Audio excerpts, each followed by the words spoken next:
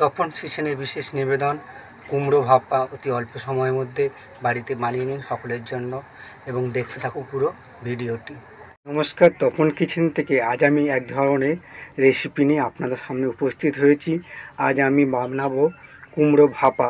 তার জন্য আমি ইয়েলো বা সাদা সর্ষে, কালো সর্ষে, পোস্ত, কুমড়ো কেটে নিয়েছি পরিষ্কার করে এবং দুটো কাঁচা লঙ্কা দিয়েছি এবং ওর সঙ্গে আমি মশলাগুলো বেটে নেব এবং তেল দিয়ে আমি বানিয়ে ফেলবো আপনাদের জন্য কুমড়ো ভাপা অতি অল্প সময়ের মধ্যে।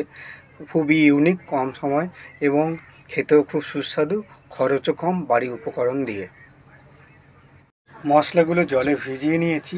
এবার আমি শিলের মধ্যে দিয়ে নুন দিয়ে আমি এটা শিলবাটা করে নিচ্ছি। আপনারা গ্রাইন্ডার মিক্সারে এটা পেস্ট করে নিতে পারেন, তবে শিলে বাটলে একটু গোটা গোটা থাকে এবং টেস্টটা খুব ভালো হয়। তো চলুন আমি এটাকে বেটে নিই। আমি কুমড়োর মধ্যে নুন আর হলুদ মিশিয়ে নিয়েছি, ভালো করে মাখিয়ে নিচ্ছি। এটাকে ভালো করে একটু ভেজে নেব। তার জন্য আমি কড়াই পরিমাণ মতো তেল নিয়ে নিয়েছি। তেলটা গরম হয়ে এসছে। আমি এইবারে মেখে রাখা কুমড়োগুলো দিয়ে ভেজে নেব। এইভাবে বাকিগুলো সব দিয়ে ভেজে নেব। দেখুন কুমড়োটা আমি ভেজে নিয়েছি। এইবারে আমি মশলাটা তৈরি করে নিই। আমি দুরকম সর্ষে আর পোস্ত পেস্টটা রেডি করে নিয়েছি। ওর মধ্যে এবার দিয়ে দিচ্ছি পরিমাণ মতো নুন আর দিয়ে দিচ্ছি পরিমাণ মতো সামান্য পরিমাণে হলুদ গুঁড়ো আর সামান্য পরিমাণে লাল লঙ্কা গুঁড়ো। ভালো করে মিশিয়ে নিই। পুরো মেশানো হয়ে গেছে। সঙ্গে আমি দিয়ে দেব ওর সঙ্গে একটু সর্ষের তেল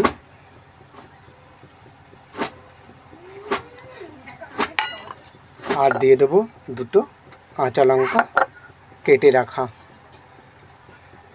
ভালো করে এটাকে মিশিয়ে নিই এবং যে ভেজে রাখা কুমড়োগুলো ওর সঙ্গে মিশিয়ে দিচ্ছি। ভালো করে মিশিয়ে নিয়েছি। এর মধ্যে আবার দিয়ে দিচ্ছি ও কাঁচা তেল পরিমাণ মতো। তো চলুন এবারে এটাকে আমি ভাপায় বসিয়ে দিই। আমি ওভেন জেলে নিয়েছি আর জলটা গরমে বসিয়ে দিয়েছি। দেখুন জল ফুটে গেছে। আমি একটু ওভেনটা কমিয়ে দিই। এর মধ্যে এবারে আমি টিফিন বক্সটা বসিয়ে দেবো। কড়ার মধ্যে আমি বসিয়ে দিয়েছি টিফিন বক্সটা যাতে জলে না ডুবে যায়। তো ওভেনটা কমিয়ে রেখেছি। আমি এইবারে এটাকে ঢাকা দিয়ে প্রায় মিনিট 10-15 পরে এটাকে আমি খুলবো। ততক্ষণে আমার হয়ে যাবে।